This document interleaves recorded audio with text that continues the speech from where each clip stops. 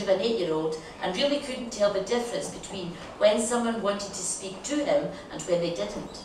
He liked Jane. He liked Jane a lot. Pain in his eyes. He was her son and she loved him. For a second she held her breath, then, "Excuse me." She touched the police officer lightly on the arm. "My son witnessed everything." She noted the scepticism in the officer's eyes. She almost heard the voice in his head say, "What does Looney Tunes know?" "He has cerebral palsy, not the plague. Don't worry, it's not catching. He may not be able to do lots of things, but one thing he can do is repeat what he hears and says with great accuracy." Sophie lowered her voice. "Don't look now, but your prejudices are showing." The officer had the grace to look uncomfortable and reluctantly moved over to Brett. Barbed and bloody, with a piercing reminder. "Useless," it whispers, "useless." I rest my head on sharp stones, sandy and salty from stale ocean spray, harsh and dry under my unwashed hair. I look for the light, but the switch is gone. I can never find that switch in the dark. I move a little, and the sackcloth writhes and grumbles. You.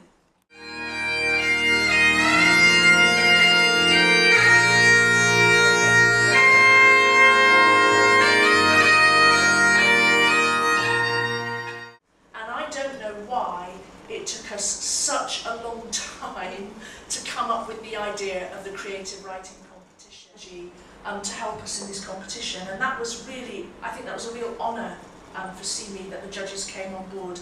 And Liz is going to talk more about the judges later, but I'm really honoured that we've got Larry and Gary, Larry and Gary with us today. I'm going to read the poem that I've been given. I'm really pleased to be able to read it, and actually it means a lot to me, so thank you, Nicola, for submitting the poem. And it's untitled. See the girl walk with an air of control. See her facade as she plays out her role.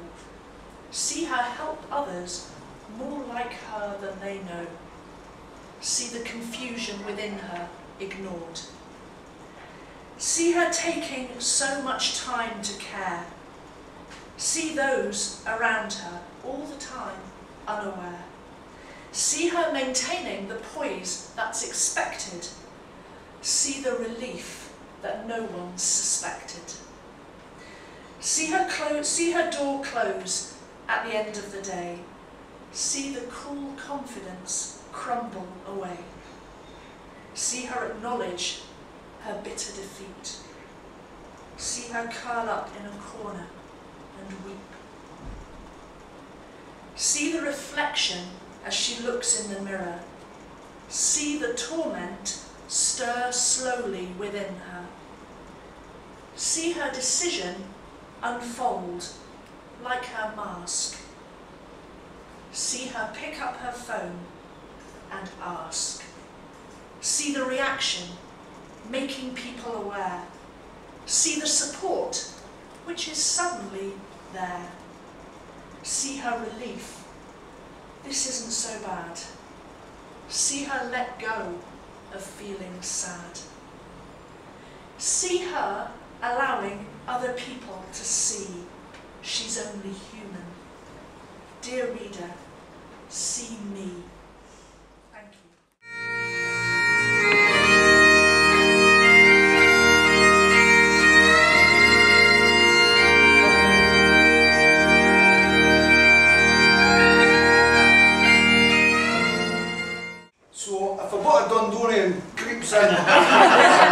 Apologise. Anyway, this is Ronnie's story. Ronnie Blair shit the flare, licked it up and asked for more. Ronald has only got one ball, the other he shot out in the hall. Ronnie, gives your answer due. Don't just sit there and squeeze out another poo. I put up with all sorts of jibes when I was wee. My school years were rotten as hell. I was a nervous boy, shy, quiet. My father said I was a queer for the ages 7 onwards. Queer as in strange. I mean, I wasn't a Nancy or out like that, an oddball. No surprising considering what we'd had to put up with him, me and my brothers. I think I spent most of my younger years living in a permanent state of fear. My father was a drinker. You didn't cough out alcoholics back then. Drink was the norm round our way. A lot of the miners liked to tipple after a hard day's work, and what blame them? They spent half their days grafting in the dark.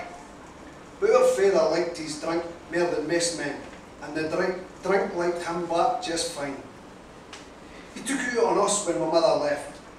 We'd been up to Colburn fishing, swimming all day.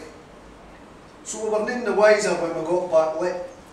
Father was already out his face pissed, clean tear tracks streaked down his otherwise filthy face.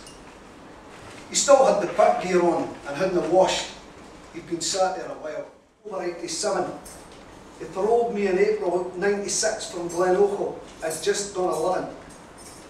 Let me state that I've killed and maimed many others.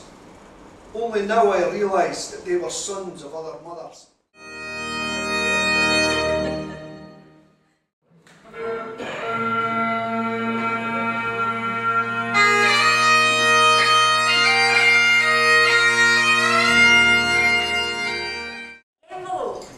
Lots of short stories, and every single one of them was amazing.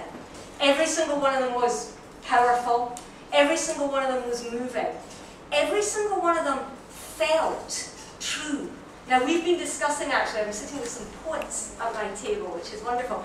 We've been discussing whether or not it matters if they're true or not, and I don't think it does. Someone else's experience and empathise with that, and either of those is an amazing skill. So I don't think it does matter whether people are writing from their own heart or living inside someone else's heart when they're writing. I think they're all absolutely wonderful.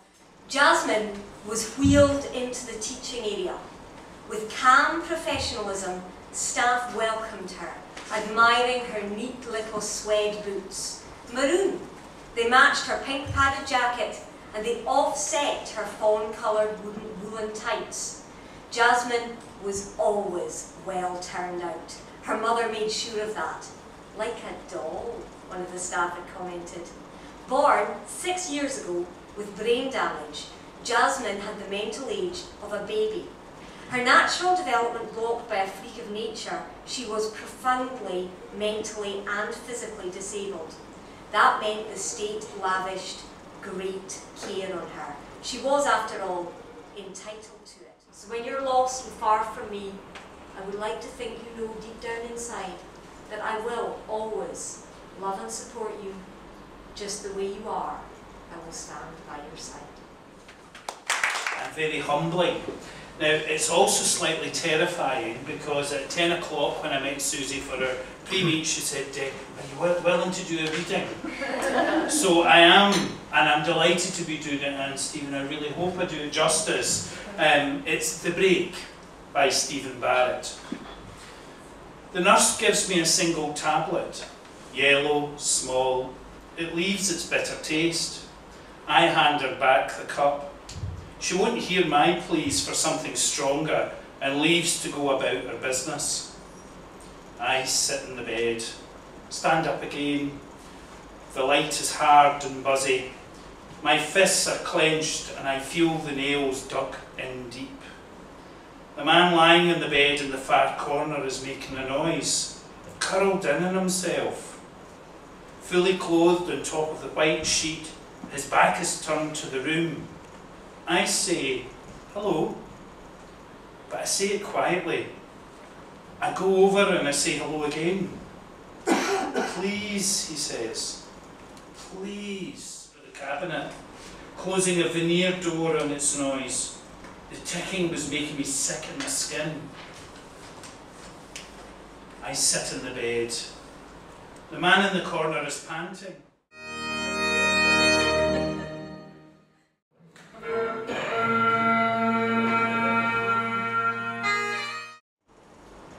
And what Mark says is this is a deceptively simple tweet, and all the better for it. Twitter forces the user to use simple language and short words to communicate plainly and within 140 characters. Here the writer has described a relationship of mutual tenderness. Though set in the present, it shows the relationship's past and immediate future. I love the physical description too. Great, just great. To see the seashells I see, looking on the same seashore. And Mark says, this was clever and fun. There is a real enjoyment in the alliteration and the misdirection from the path of this familiar saying. The writer urges us to look at the familiar from a different